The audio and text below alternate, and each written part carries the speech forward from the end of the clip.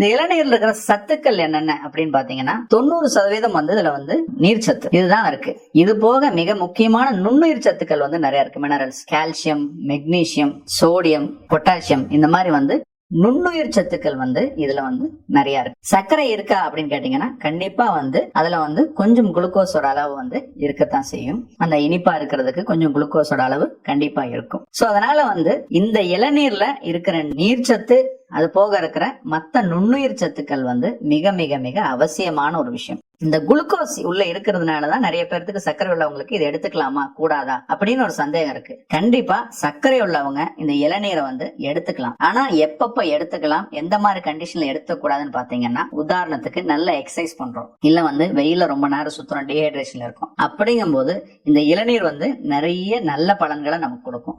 So பொதுவா நல்ல heavy exercise பண்றவங்க எக்ஸசைஸ் முடிச்சோடனே இதை எடுத்துக்கலாம்.